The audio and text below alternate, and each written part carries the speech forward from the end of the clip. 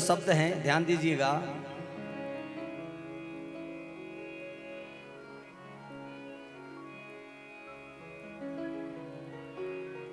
तेरे जैसे लाखों आए,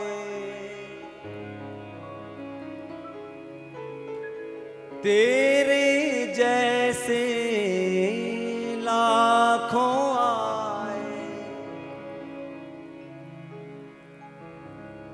लाखों इस माटी ने खाए, रहा न नामो निशान रे बंदे, झूठी तेरी शान रे, झूठी तेरी शान। मत कर तू अभिमान रे बंदे, झूठी तेरी शान रे, झूठी तेरी शान।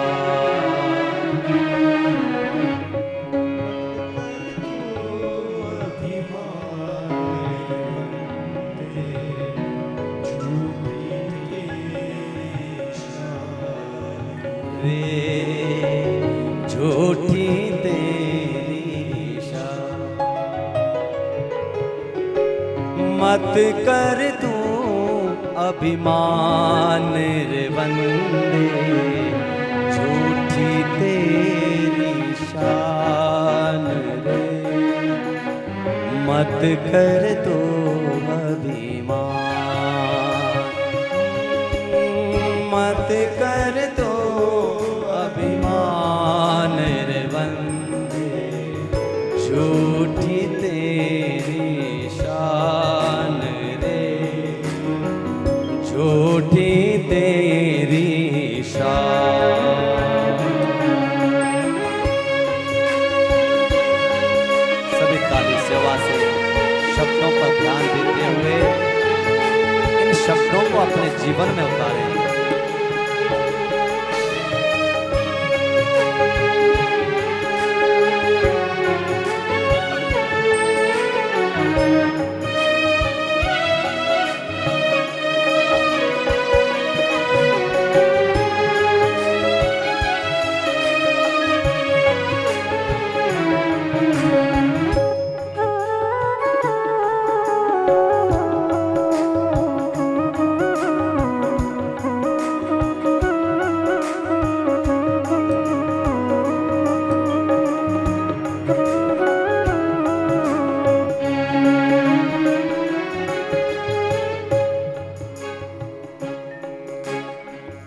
तेरे जैसे लाखों आए, तेरे जैसे लाखों आए, तेरे जैसे लाखों आए, तेरे जैसे लाखों आए, लाखों इस माटी ने गाए, लाखों इस माटी में गाए, रहा न नामो निशान रे बंदे, झूठी तेरी शान रे, मत कर तू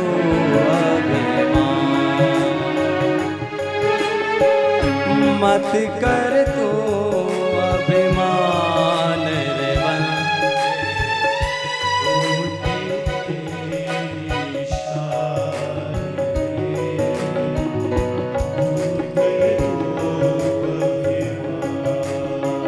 जय हो।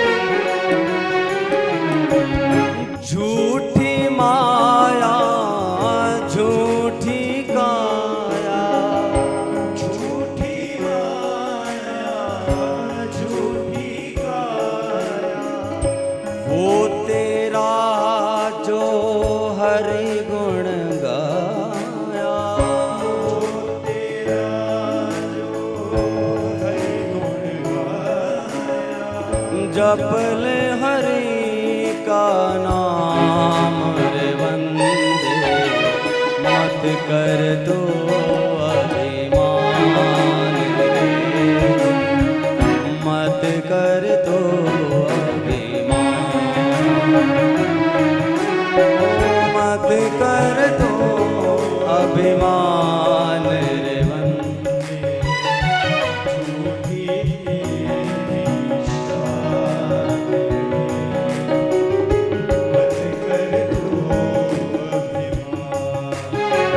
तेरे पास है हीरे मोती, तेरे पास है हीरे मोती, तेरे पास है हीरे मोती, तेरे पास है हीरे मोती, मेरे मन मंदिर में ज्योति,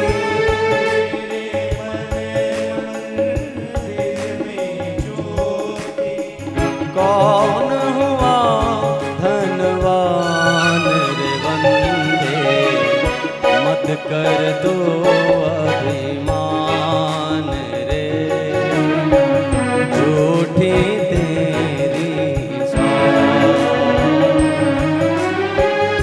मत कर दो अभिमान रे बंदे, झूठी तेरी शान, मत कर दो अभिमान। बोलो शंकर भगवान की।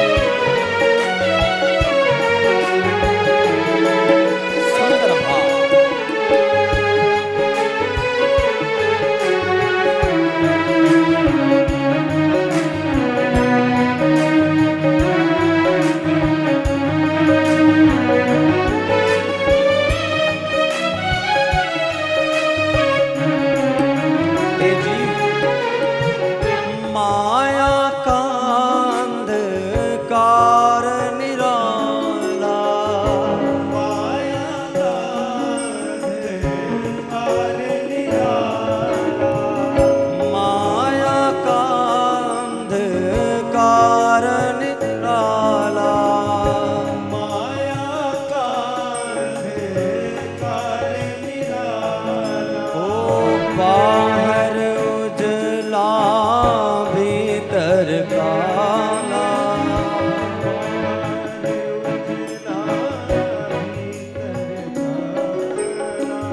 इसको पहचान रे बंदे, मत कर दो अभिमान रे,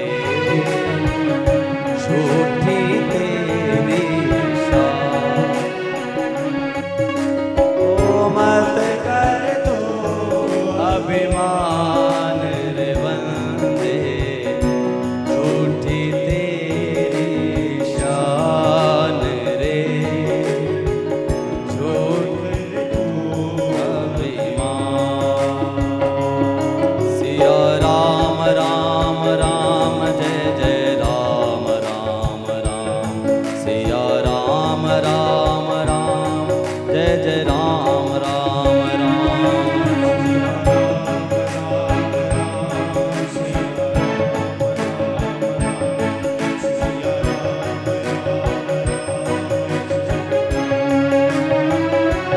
सिया राम राम राम जय जय राम राम राम, सिया राम राम राम जय जय राम राम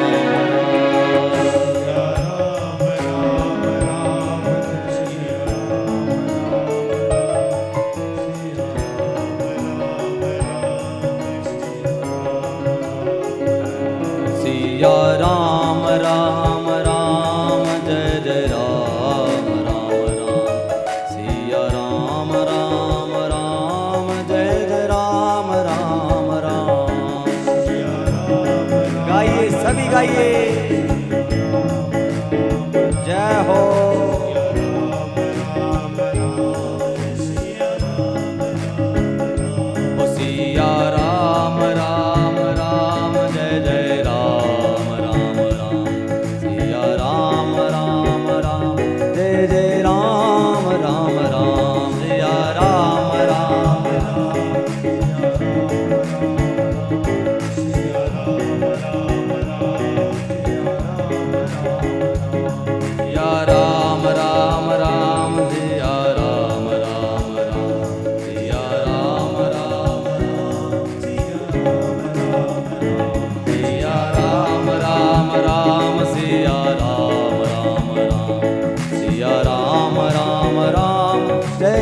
राम राम राम सिया राम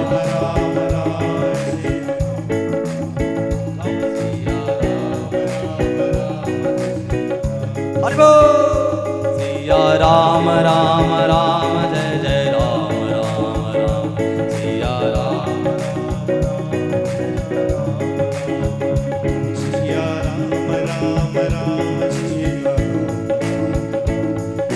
राम राम या राम राम राम जय जय राम या राम राम राम जय जय राम राम राम सिया राम सिया राम राम राम सिया राम राम राम सिया राम राम राम सिया राम राम राम सिया राम राम राम सिया राम राम राम सिया राम।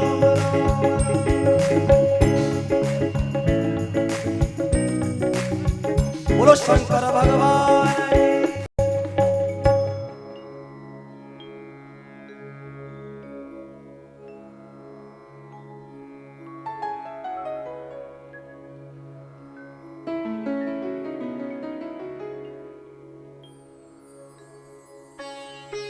बोलो शंकर भगवान की।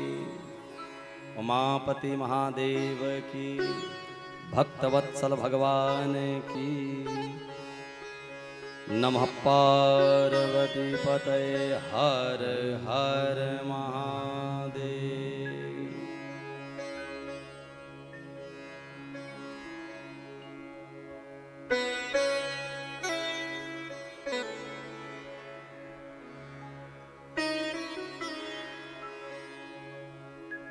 मैना ने अब समय आ गया विदाई का। जब विदाई का समय आया, अब ध्यान से सुनना आप लोगों ने थोड़ा।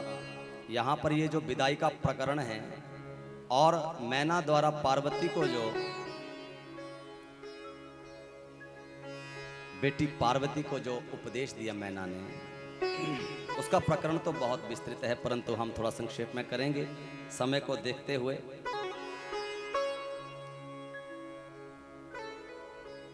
बेटी के बिछड़ने का दुख, बोलो शंकर भगवान की। बेटी के बिछड़ने का दुख माता पिता को बहुत होता है।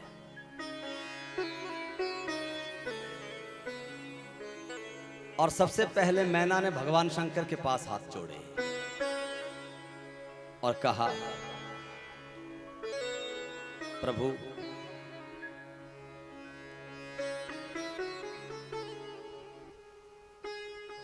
वहां सब गड़बड़। प्रतिकूलता कब आती है? प्रतिकूलता आती है जैसे सती जी ने भगवान शंकर का कहना नहीं माना। प्रतिकूलता तब आती है जब आप किसी का निरादर करते हो। और निरादर किसे कहते हैं? निरादर का अर्थ है आप किसी का बड़े का कहना नहीं मान रहे हैं, सुन नहीं रहे हैं, तो उसको कहते हैं निरादर। तो जब ऐसा होता है तो ध्यान के बराबर कोई तप नहीं है हम कहते हैं, परंतु ध्यान करने के लिए बहुत मन को एक जगह टिकाना पड़ता है। इसीलिए संत लोग जो है ध्यान करने के लिए वन में जाते थे, क्योंकि घर क्या है? गृहस्थ प्रपंच है, संसार प्रपंच है। संसार में प्रपंच बहुत ज्यादा है, कठिन होता है,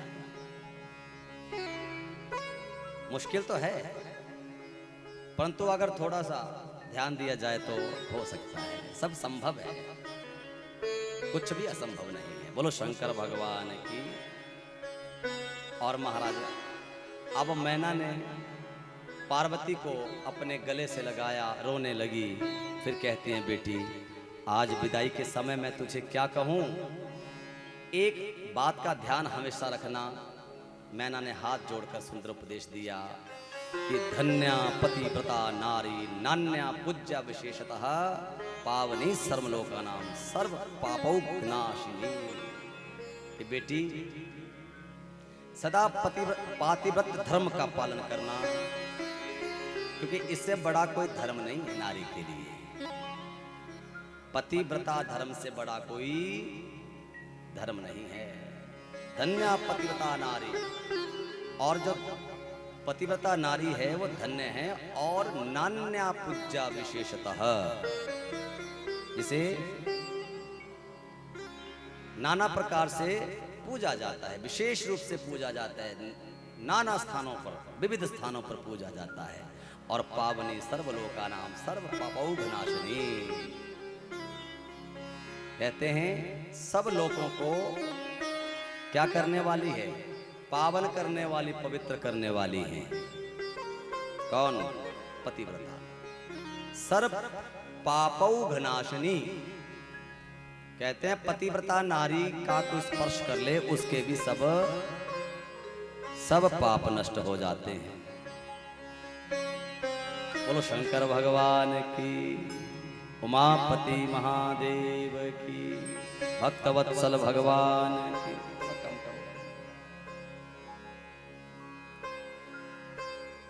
तो इसलिए पतिव्रता धर्म का, पातिव्रत्य धर्म का पालन करना ये कहा। और एक ब्राह्मण पुत्री को बुलाकर शुभ शिक्षा पढ़ते हैं ना, आजकल भी पढ़ते हैं। आजकल तो मुझे लगता नहीं, कोर्ट में भी ले जाते हैं। बोलो शंकर भगवान की। आजकल जमाना बदल गया है। शुभ शिक्षा हमारे समय में बड़ी सुंदर शुभ शिक्षा दी जाती थी। और शुभ शिक्षा में सब पति के घर में कौन सा धर्म कैसे निभाना है, कौन सा काम कैसे करना है, और सब बताया जाता था। तो यहाँ पर ब्राह्मण की एक बेटी ने शुभ शिक्षा पढ़नी आरंभ करी। और क्या कहती हैं? करे हूँ सदा शंकर पद पूजा, करे हूँ सदा पूजा, करे हूँ सदा शंकर पद पूजा,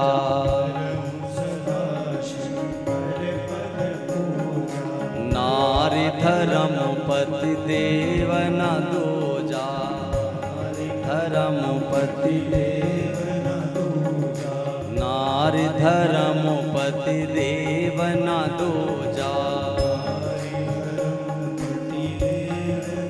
बोलो शंकर भगवान की। करे हूँ सदा शंकर पद पूजा। हे पार्वती, सदा भगवान शंकर की पूजा करना। और नारी धर्म पति देव ना दूजा, और नारी का अपने पति की पूजा के अलावा कोई धर्म नहीं है, सबसे पहला धर्म। और ब्रह्मा विष्णु महेश ये त्रिदेव भी पति देव की पूजा के बाद ही आते हैं।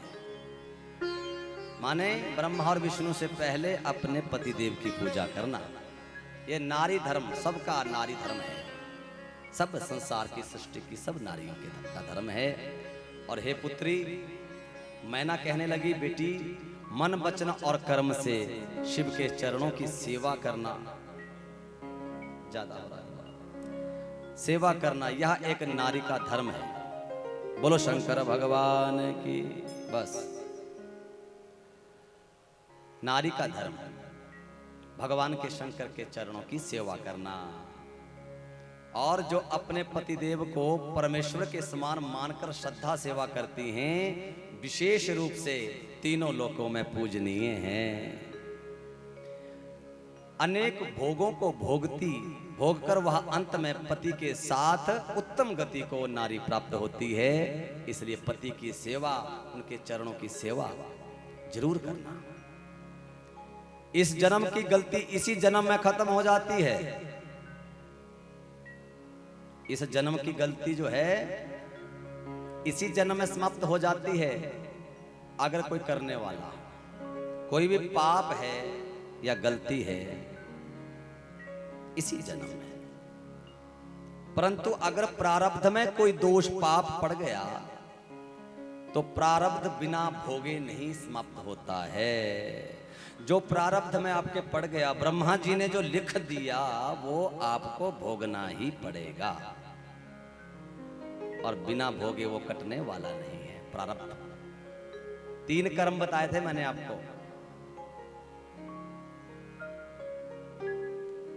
क्रियामाण, संचित और प्रारब्ध। ये क्रियामाण और संचित तो कट जाते हैं। हाँ? क्या?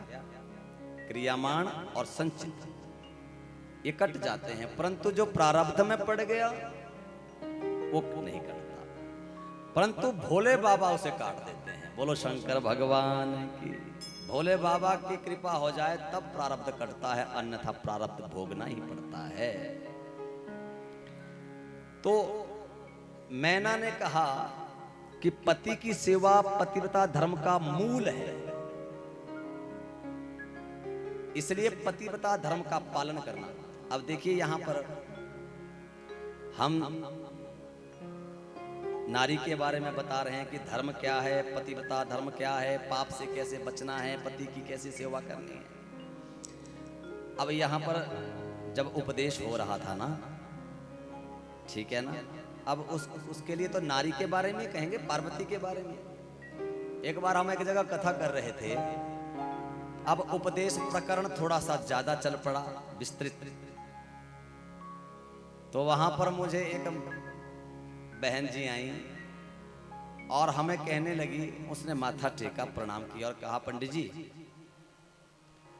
आप नारी के बारे में बोलते हैं, मर्दों के बारे में भी बोला करो। क्योंकि वो आई उसी दिन थी ना, उसने कथा सुनी उसी दिन, इसलिए बोलो शंकर भगवान की।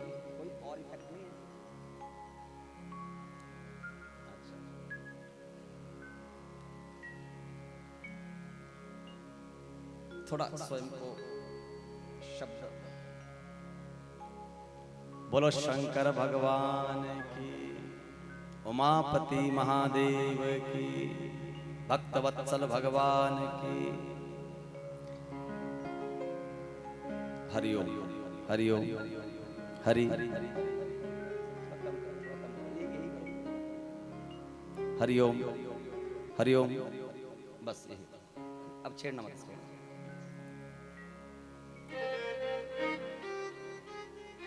क्या कह रहे थे? तो मर्दों के बारे में तो आप कभी कहते ही नहीं। हमने देखा कि आपने कहा नारी को ये करना चाहिए, नारी को वो करना चाहिए, पतिव्रता धर्म का पालन करना चाहिए, पति की सेवा करनी चाहिए, पति को ये नहीं बोलना चाहिए, पति को ऊंचा नहीं बोलना चाहिए। हाँ, मर्दों के बारे में नहीं लिखा इसमें। मैंने उसको समझाया, अरे देवी जी, जो आप सुन रहे थे वो प्रसंग के अनुसार सुन रहे थे। तो पुरुषों के लिए भी लिखा होता है, बहुत कुछ लिखा है पुरुषों के लिए। जो सब ज्ञान दिया जा रहा है ये पुरुषों के लिए, महिलाओं के लिए, सब के लिए सारा ज्ञान ही तो है। परंतु ये जो प्रकरण जो चला है, पार्वती की विदाई के समय जो उपदेश पार्वती जी दे रही हैं, पार्वती जी को दिया जा रहा है मैना द्वारा, तो ये आपने सुना यही। तो आप जो सुन रहे हैं उसे ग्रहण करो। फिर जब शांत हो गई, वो तो मुस्कुरा के ही कह रही थी, परंतु जब थोड़ी शांत हो गई तो मैंने थोड़ा धीरे से बोला, मैं कहा सच बताओ, पतिदेव ठीक हैं तुम्हारे? ठीक रखते हैं? नहीं नहीं जी, वो तो ठीक रखते हैं। मैं कहा कुछ गड़बड़ लग रही है। बोलो शंकर भगवान की। हाँ, इसलिए क्या कहा कि मैना ने कहा कि पतिव्रता धर्म जो है नारी के लिए मूल है, और पतिव्रताओं का धर्म अत्यंत महान माना गया है। देवता भी पतिव्रता नारी को का जब स्पर्श करते हैं तो अपने आप को पावन समझते हैं, इतना धर्म है।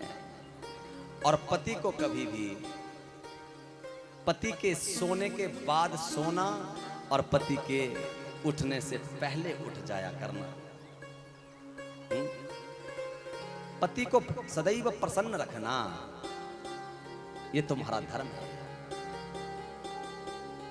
पत्नी का कर्तव्य बताए, अपने घर में, अपने गृहस्थ में शुद्धता का ध्यान, साफ सफाई का ध्यान और सदैव मीठे मीठे बोलना।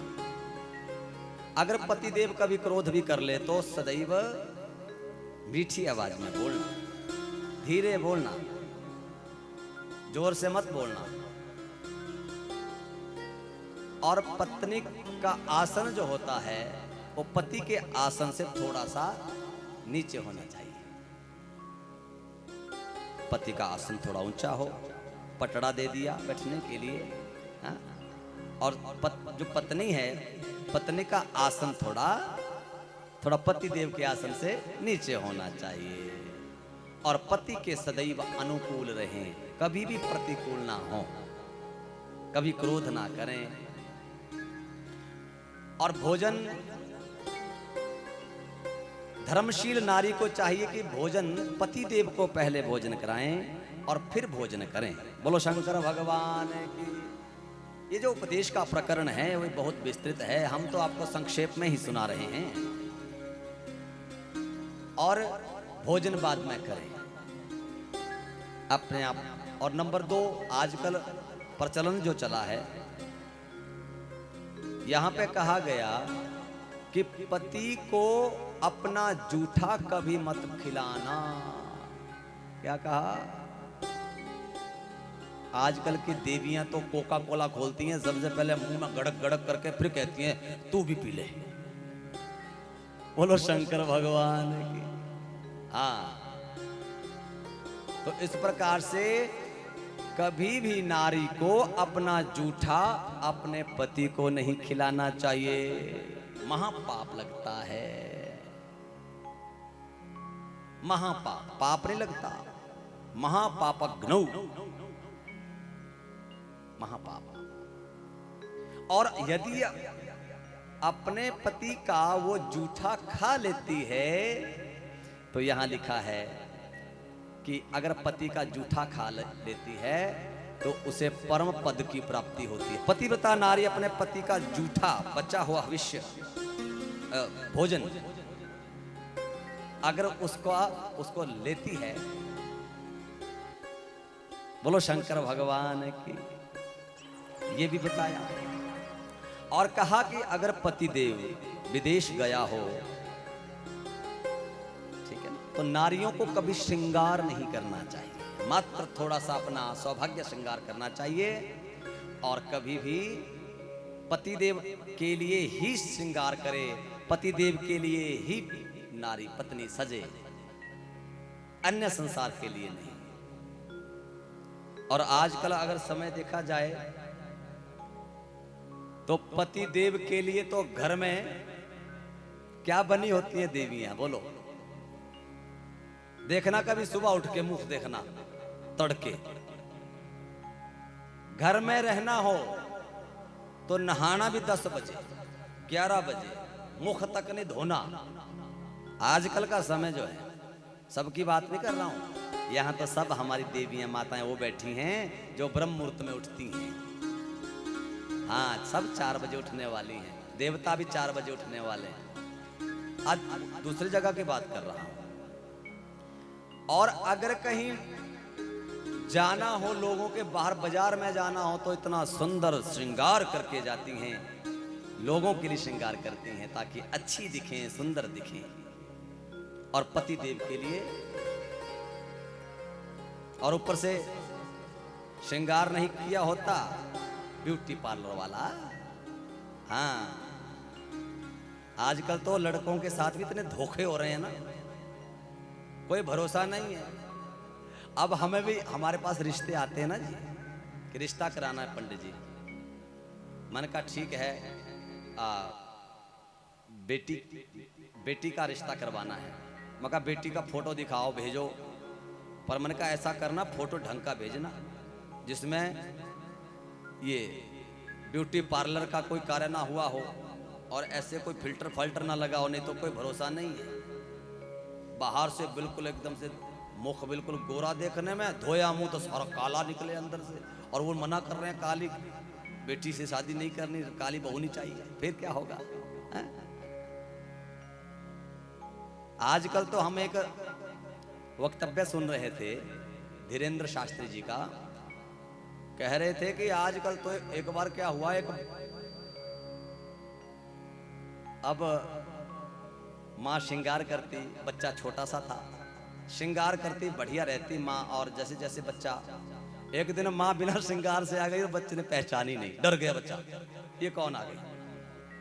हाँ, तो ऐसा भी हो जाता है। इसलिए पति के लिए श्रृंगार करें, दुनिया संसार के लिए श्रृंगार ना करें, अपने पति के लिए श्रृंगार करें। ये नारी का धर्म है, धर्मशील नारी का ये कर्तव्य होता है। और बात बताई कि कलीवम वा दूरस्थम,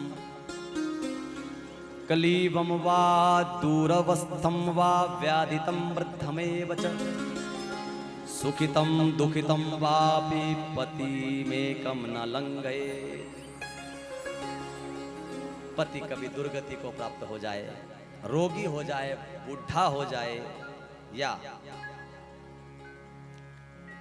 किसी भी प्रकार से कमाने में असमर्थ हो जाए, हा?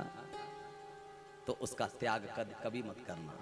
पति कभी नपुंसक भी हो जाए तभी उस पति का कभी त्याग मत करना। कलीवम वा दूरवस्थम वा व्याधितम वृद्धमेव च, अपने सुख के लिए कभी पति का त्याग मत करना बेटी।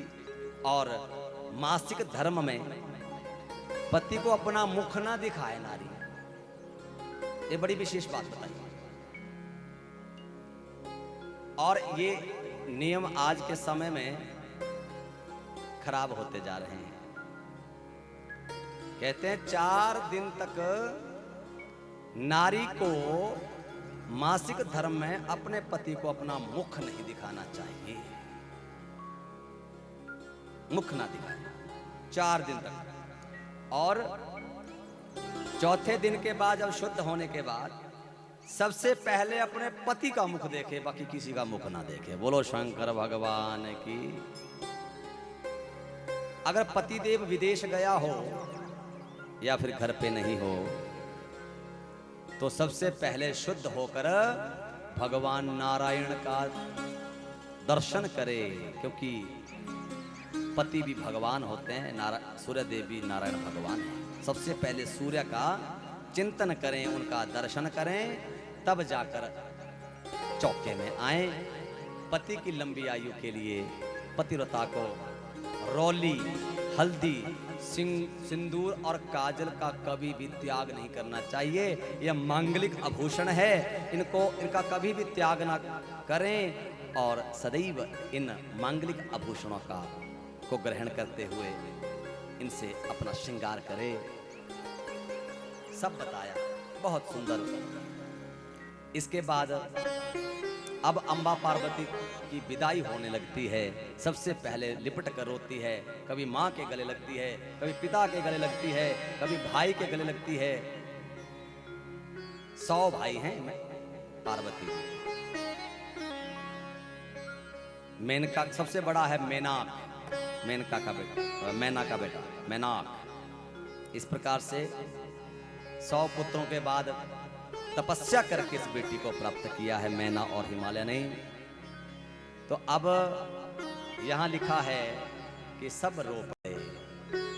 और तो छोड़ो, शिव पुराण में लिखा है भगवान शंकर के भी आंसू टपक गए जब विदाई होने लगी।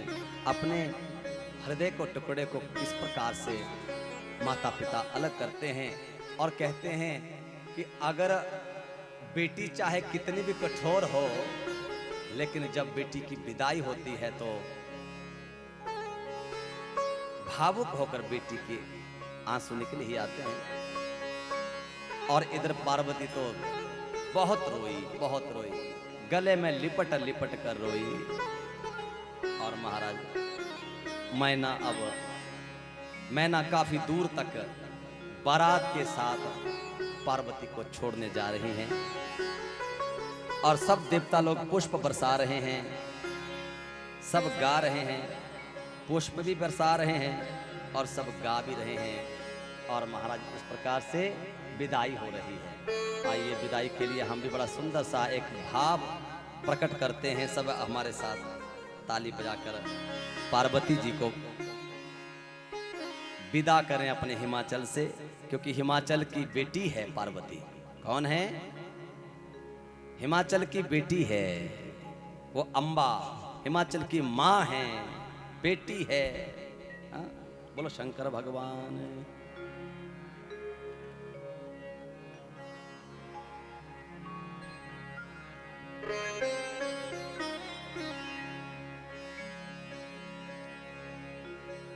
गौरा कर्मा वाली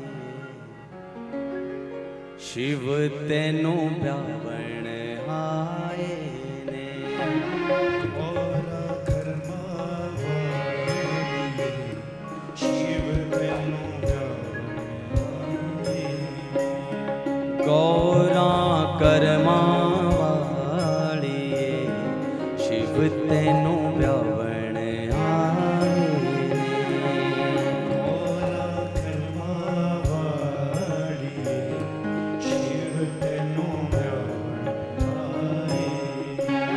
के शिव तेनु ब्यावण आए ने। शिव तेनु ब्यावण आए ने। के शिव तेनु ब्यावण आए ने। शिव तेनु ब्यावण आए ने। प्रेम निभावण आए ने। गौरा पागा शिव तेनु ब्यावण आए ने। गौरा कर्मा वाली शिव तेनु ब्यावण आए ने।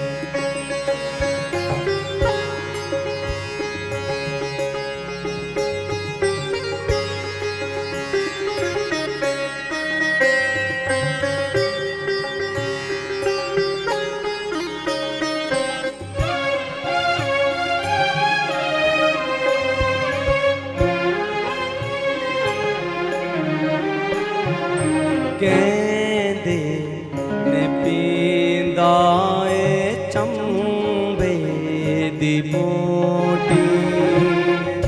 कहते ने पींदाए चंबे दी बूटी। कहते ने पींदाए चंबे दी बूटी।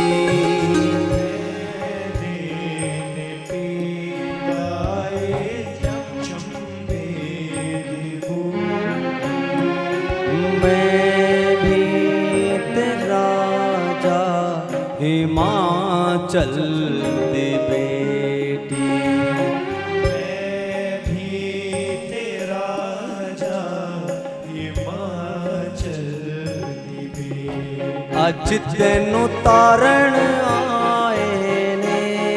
अज तेनु तारण आए ने।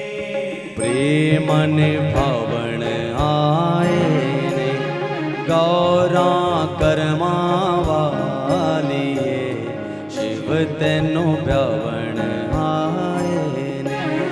गौरा कर्मा वाली शिव तेनु ब्यावण आए ने। ओ साधु अघोरियां दा नाथ कहावे। साधु अघोरियां दा नाथ कहावे।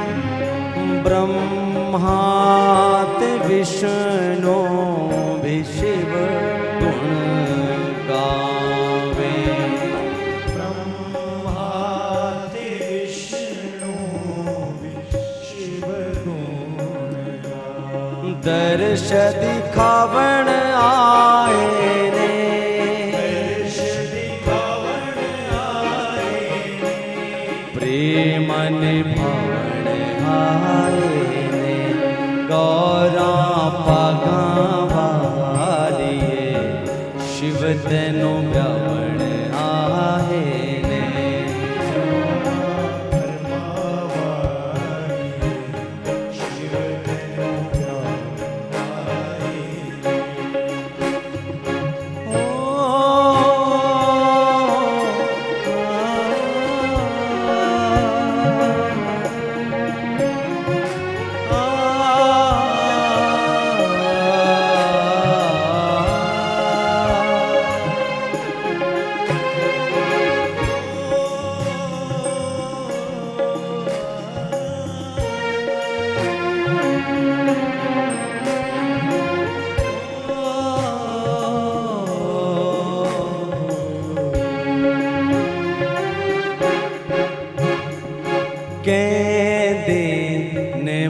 मंगदाए दर दर ते जाके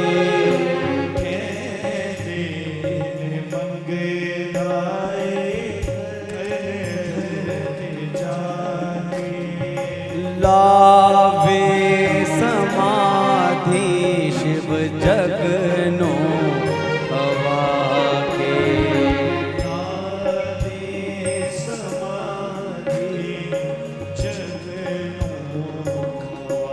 मैनू बिरजावण आए ने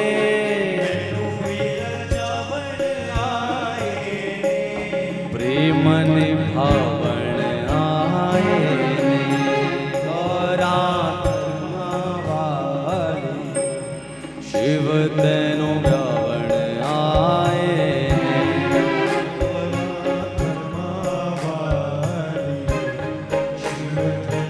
अब पार्वती जी कहते हैं हो जाग पही मेरी किस्मत जो सोई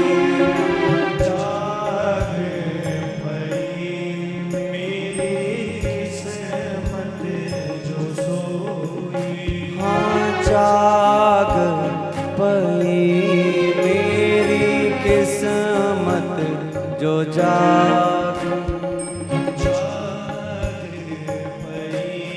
मेरी किस्मत जो सोई लेकिन शिव तेरे दूज ना होई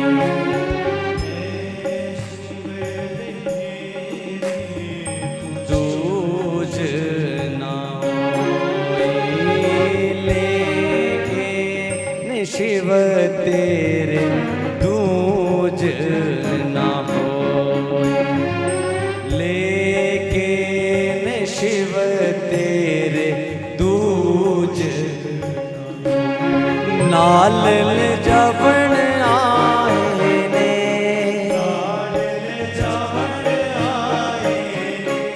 प्रेमन भवन आए ने गौरा पागा वालिए शिव तेनु ब्यावण आए ने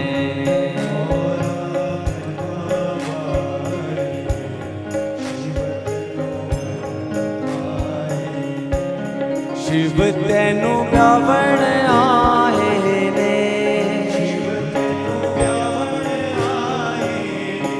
ओ शिव तेनु ब्यावण आए ने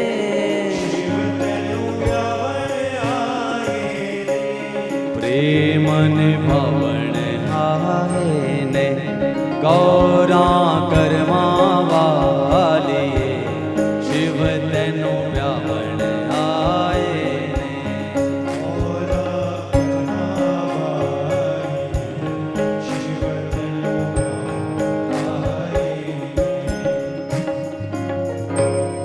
बोलो शंकर भगवान की। और बड़ी सुंदर विदाई हुई। आप सब लोगों ने भी बड़े भाव से विदाई दी।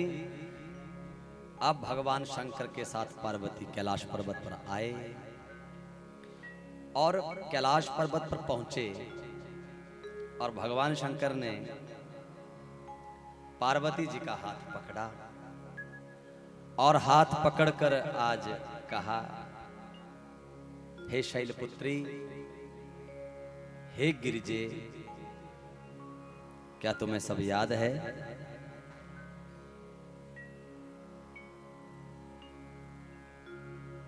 पार्वती ने आंखों ही आंखों में इशारा समझ लिया और पार्वती जी ने कहा, प्रभु वो सब पुरानी बातें हैं, सब पुरानी बातें हैं, आप भी भूल जाओ, हम भी भूल गई हैं। कौन सी बातें? वही कनखल वाली। भाई ढीले बहुत बैठते। कनखल वाली बात, सती जी ने जो कहना नहीं माना था, निरादर किया था पति का, राम जी की परीक्षा ली थी और अपने पिता के यज्ञ में जलकर राख हो गई थी। तो पार्वती जी ने अब शिव को पुनः पा लिया, हाथ पकड़कर दबाते हुए कहा कि हे भोलेनाथ, हे स्वामी, मुझे सारी बातें याद हैं, पर पुराना सब भूल जाओ, अब तो जो हो गया सो हो गया। फिर भगवान शंकर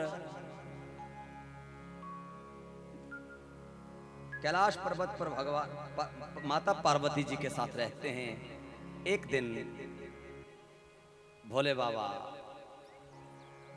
पार्वती जी के साथ भ्रमण कर रहे थे, अपना मुख छुपा लिया। भगवान शंकर ने पूछा देवताओं को आने का प्रयोजन क्या है, तो जो प्रयोजन बताया कि तारकासुर ने अब देवताओं को बहुत दुखी कर दिया है, इसलिए हम आपसे निवेदन करने आए हैं कि हे, आपने अपने प्रताप से, अपनी शक्ति से आप दिव्य अपने पुत्र को प्रकट करो, उसकी उत्पत्ति होनी अत्यंत आवश्यक है, उसी के द्वारा ही वो तारकासुर मारा जाएगा, अन्य देवता उसको कोई नहीं मार सकता। जब ऐसा कहा तो देवता तो चले गए, भोले बाबा जी भी कैलाश पर्वत पर अपने स्थान पर पहुंच गए और भगवान शंकर के दिव्य तेज से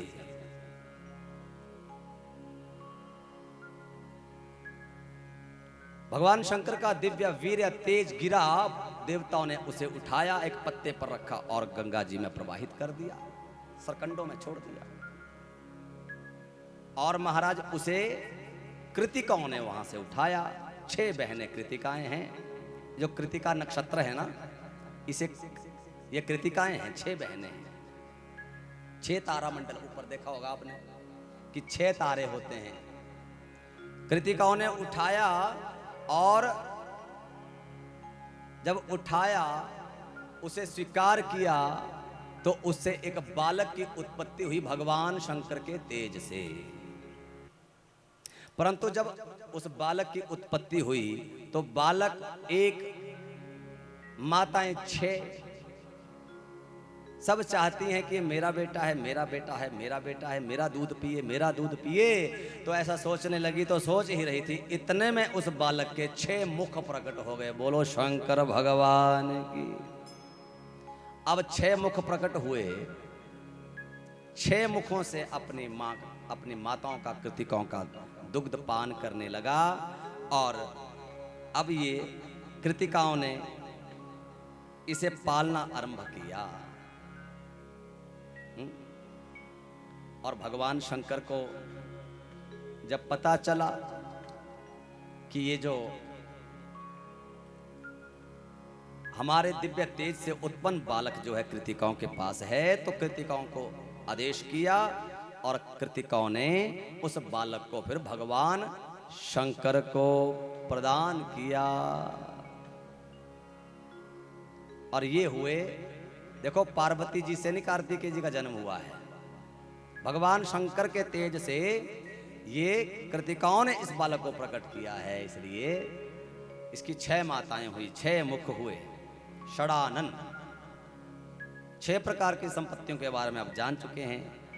तो भगवान शिव जब कृपा करते हैं, ज्ञान का जब ज्ञान अवतरित हमारे जीवन में होता है और बुद्धि पार्वती हो जाती है, ज्ञान और बुद्धि का जब आपस में संयोग होता है तो षडानन प्रकट होते हैं।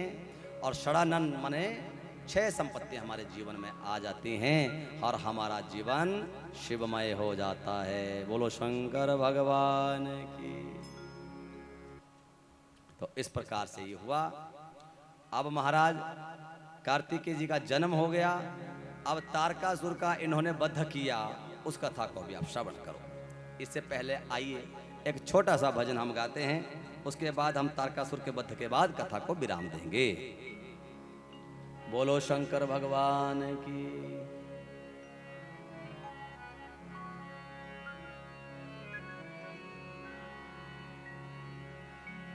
शिव भोले भंडारी शरण हम,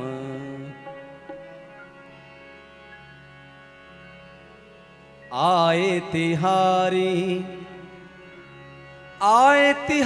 भोले आए तिहारी।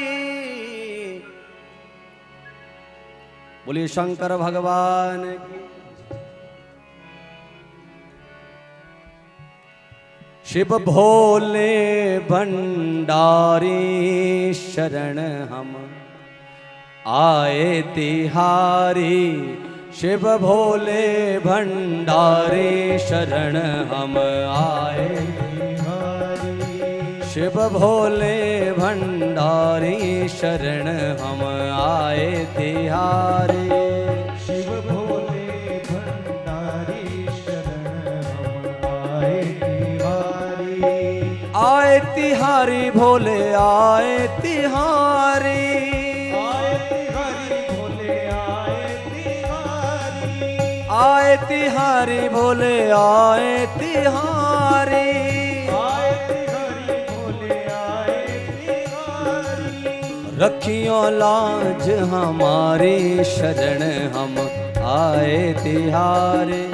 रखियो लाज हमारी शरण हम आए तिहारी। ओ शिव भोले भंडारी शरण हम आए तिहारी।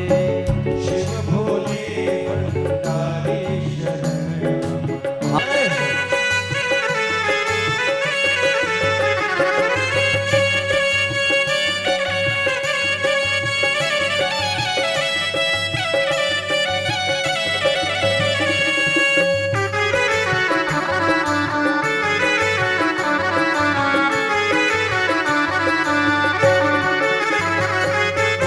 गले में सोहे मुंडों की माला।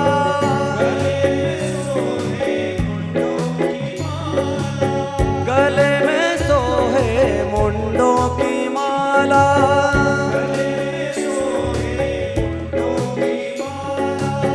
सिर पर सिर पर गंगा धारे। हाँ सिर पर गंगा शरण हम आए तिहारी। शिव भोले भंडारी हाँ शिव भोले भंडारी शरण हम आए तिहारी।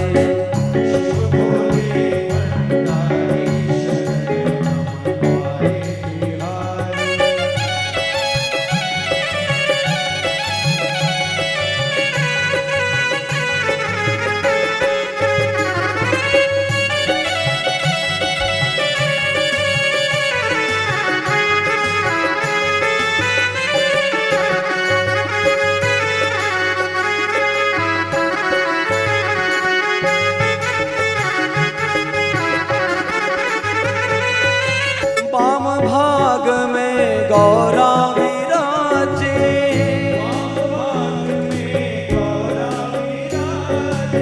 वाम भाग में गौरा विराजे।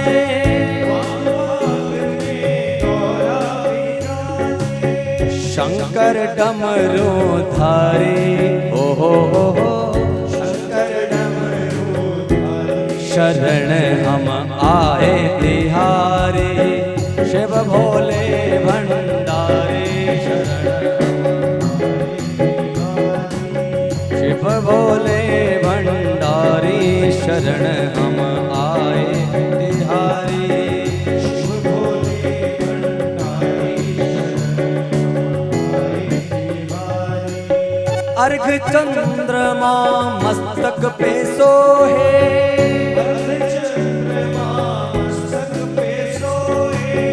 अर्ध चंद्रमा मस्तक सोहे।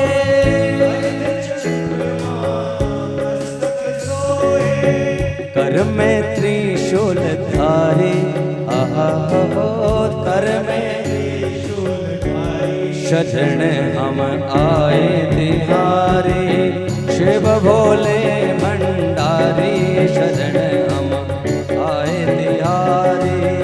शिव भोले भंडारी शरण हम आए तिहारी।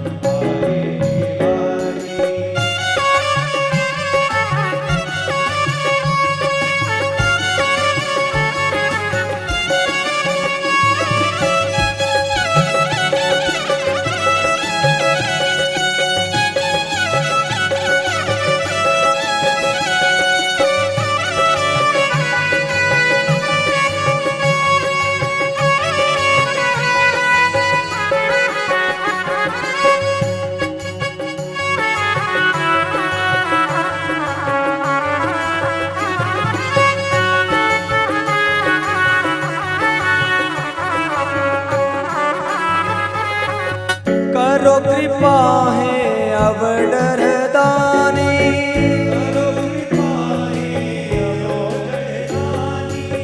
करो कृपा है अवडर दानी।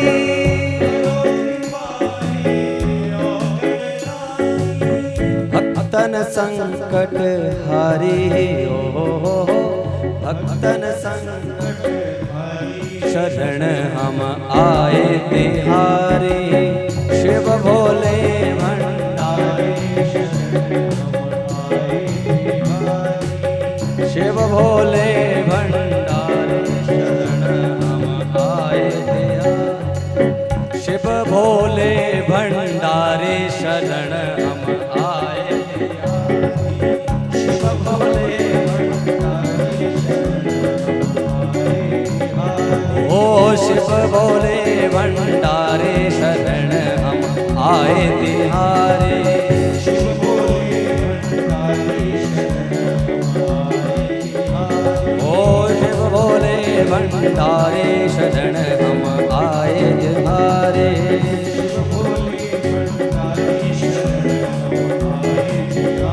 ओ शिव भोले भंडारे शरण हम आए तिहारे।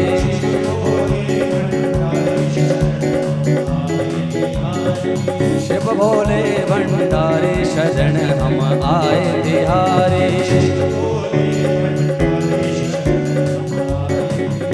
शरण हम आए तिहारे। शरण हम आए तिहारे। शरण हम आए तिहारे। आए तिहारे। बोलो शंकर भगवान की। कार्तिकेय जी का विवाह नहीं हुआ और इनका जन्म कृतिकाओं ने इन्हें प्रकट किया भगवान शंकर के दिव्य तेज से। ये आप लोगों ने जानना है और आपने सुना। अब कारण क्या हुआ? पार्वती जी के कोई संतान नहीं है, लक्ष्मी जी के कोई संतान नहीं है। सुना कभी लक्ष्मी का कोई बेटा बेटी? नहीं सुना।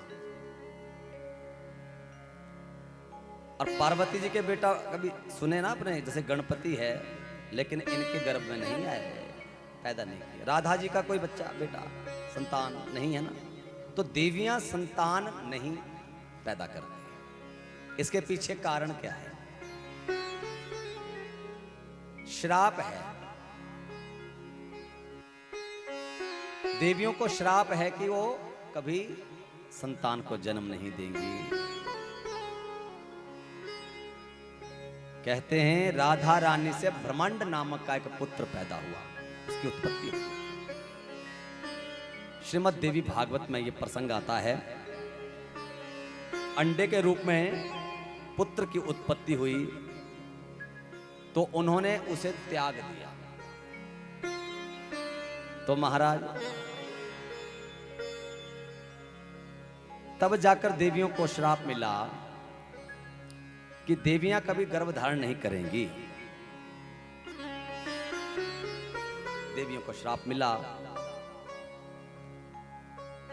और उसके बाद किसी देवी ने गर्भ धारण नहीं किया।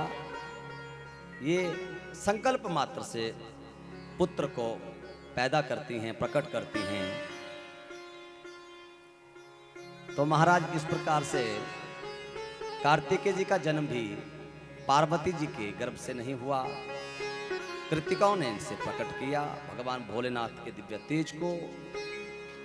और महाराज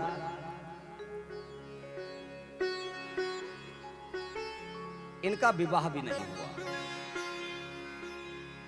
अब इनका विवाह क्यों नहीं हुआ इसके बारे में श्रवण करें। सूत जी कहते हैं ऋषियों, ये जो कार्तिकेय जी हैं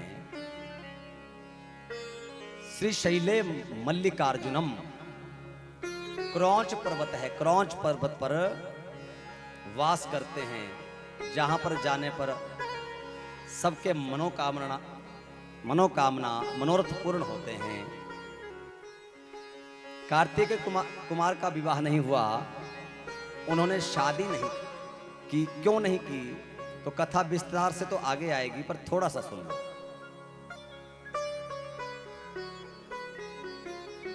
दो भाइयों में इनका आपसी विवाद होता है, गणपति जी का, गणेश जी का और कार्तिकेय जी का। शादी मेरी पहले हो, दूसरे कहते हैं मेरी पहले हो, और भोले बाबा कहते हैं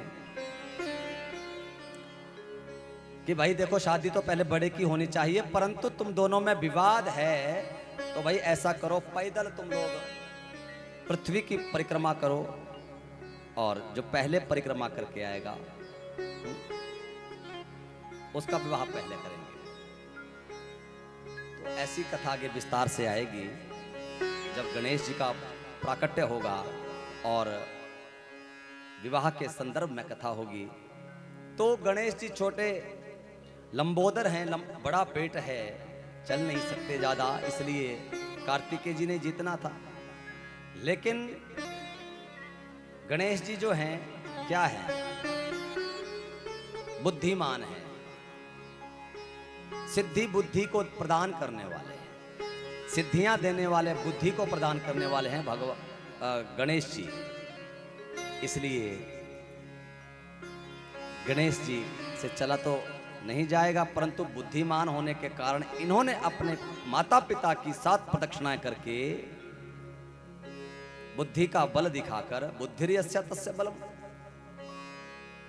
सबसे पहले विवाह किया। और जब विवाह हो गया, कार्तिकेय जी लौटकर पृथ्वी की परिक्रमा करके आते हैं, तो नारद जी से संदेश पाते हैं कि गणेश जी का तो विवाह भी हो गया है, उसके आगे 2 पुत्र भी हो गए हैं। तब कार्तिकेय जी रूठ कर जो क्रौंच पर्वत पर पहुंचते हैं, भगवान शंकर और पार्वती जी जाते हैं, मनाने का प्रयास करते हैं, परंतु मानते नहीं और वहीं पर स्थापित हो जाते हैं। तो आगे 12 ज्योतिर्लिंगों की कथा में भी आप श्रवण करेंगे विस्तार से थोड़ा।